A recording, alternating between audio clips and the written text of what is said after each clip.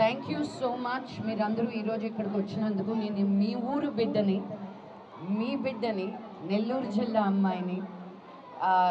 ఈరోజు పొద్దున నాయుడుపేటకి వెళ్ళి మా అమ్మమ్మ ఇంటి పక్కనున్న బడిలో ఒక స్మార్ట్ క్లాస్ రూమ్ ఓపెన్ చేసి, నెల్లూరులో 12 స్కూళ్ళ వరకు మేము ఓపెన్ చేసిన జరిగిందండి. ఇప్పుడు మీకు ప్రెస్ రిలీజ్లో 12 స్కూళ్ళ పేర్లు ఇచ్చున్నాము. ఈరోజు ఇక్కడ ఎలాగ పని చేస్తుందో, ఎలా ఫినిష్ చేసిందో, ఇలాగే అన్ని 12 స్కూల్స్లోనూ వర్క్ కంప్లీట్ అయిపోయింది. సో మేము ఒక స్కూల్ చేసి ఇంకా చేస్తామనే ఎన్జిఓ కాదు, పని ముగించి అప్పుడు మేము ఈ పని చేసామని చెప్పేవాళ్ళం. బేసిక్గా మనం ఎంత చదివినా ఒక కమ్యూనికేషన్ లేకపోతే, ఒక మాట సరిగ్గా మాట్లాడలేకపోతే, మనం అనుకున్న భావం చెప్పుకోలేకపోతే చాలా కష్టాలు ఎదురుపడతాయి. ముందుకెళ్ళేటప్పుడు ఇండియా అనేది ఒక సముద్రం, లైక్ సో మెనీ లాంగ్వేజెస్, ఒక 26 అఫీషియల్ లాంగ్వేజెస్తో పాటు 200 పైన డైలెక్ట్స్ ఉన్న కంట్రీలో నువ్వు ఒక లాంగ్వేజ్ నేర్చుకొని ఎలా ముందుకు వెళ్ళగలుగుతావు?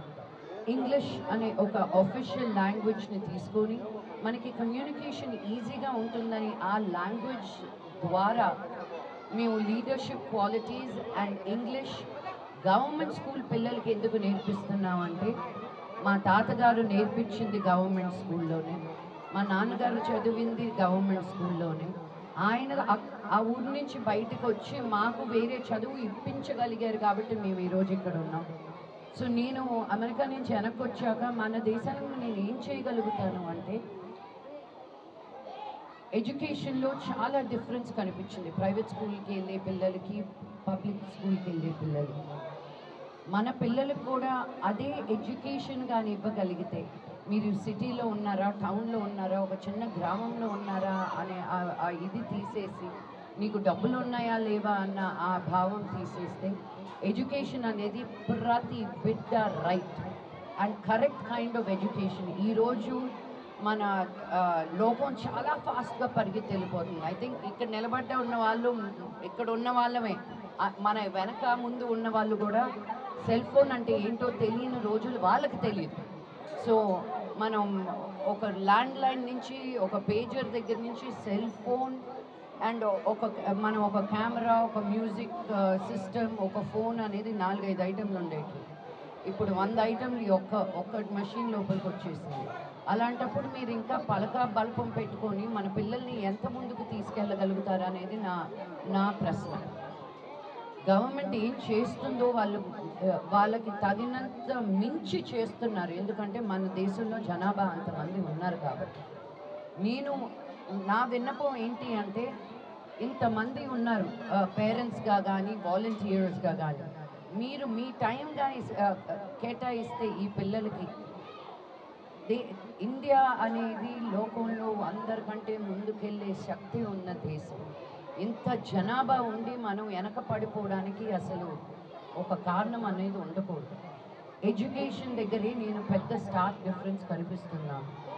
సో ఈ ఎడ్యుకేషన్ కూడా మనం డిజిటల్ క్లాస్ రూమ్స్ ద్వారా ఇంకా ముందు వెళ్ళేసరికి అమెరికాలో ఉన్న టీచర్ ఇక్కడున్న స్కూల్లో ఎడ్యుకేషన్ నేర్పించేటట్టు చెయ్యాలి అనేది నా భావన.